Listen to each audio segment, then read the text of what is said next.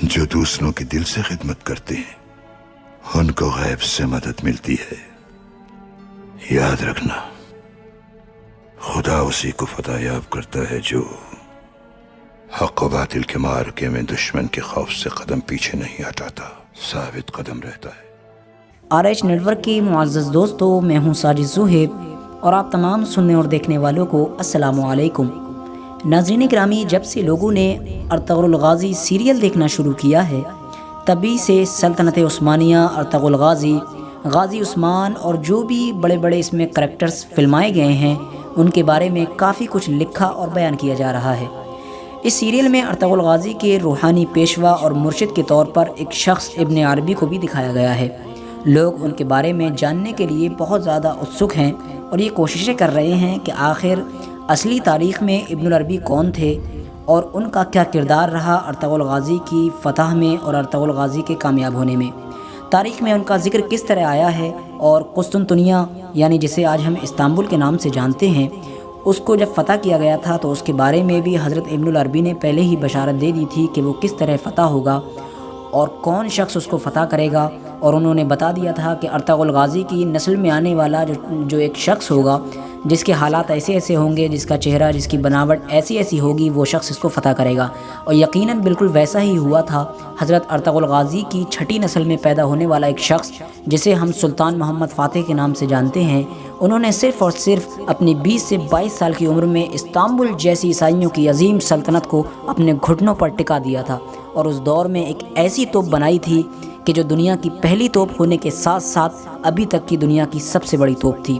آپ کو بتا دیں، جہاں تک سوال ابن العربی کا ہے تو شیخ اکبر محی الدین ابن عربی علیہ الرحمہ ایک بہت بڑے صاحب کشف و کرامت، صوفی، بزرگ، عظیم فلسفی، مفکر، محقق، ادیب، دانشور گزرے ہیں۔ وہ اللہ کے بہت بڑے ولی تھے جنہوں نے اپنی پوری زندگی تبلیغ کے لیے گزاری اور ہمیشہ دین اسلام کی تبلیغ کرتے رہے۔ آپ کو بتا دوں کہ حضرت ابن العربی ارطغرل غازی کے استاذ تھے اور پیر و مرشد تھے۔ جگہ جگہ پر وہ ان کی مدد لیا کرتے تھے۔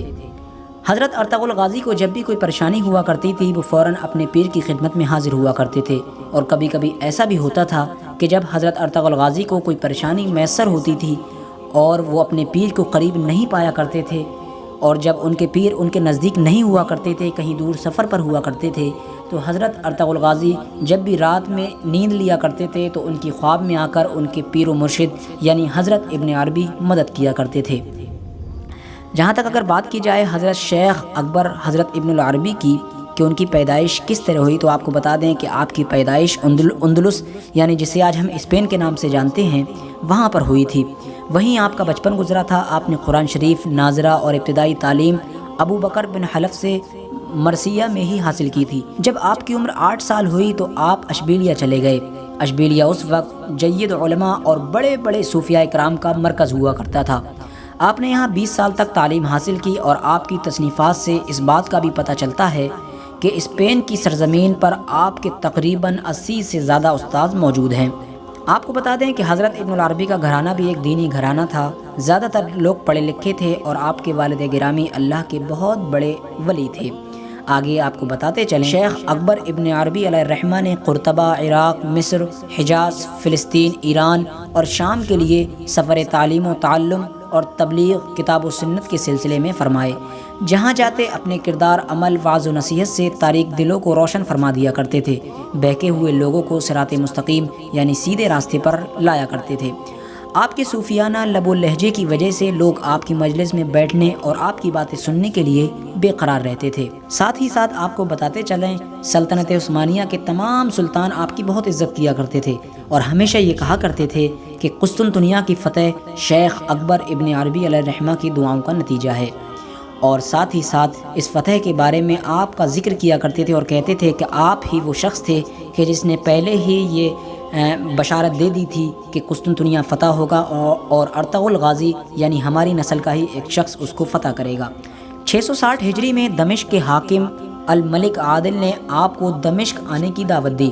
ان کی دعوت پر آپ دمشق پہنچے اور آخری وقت تک دمشق ہی میں رہے۔ آپ کا انتقال 80 سال کی عمر میں دمشق کی سرزمین پر 28 ربیع الاول 638 ہجری مطابق 12 نومبر 1230 عیسوی میں جمعے کے دن ہوا تھا۔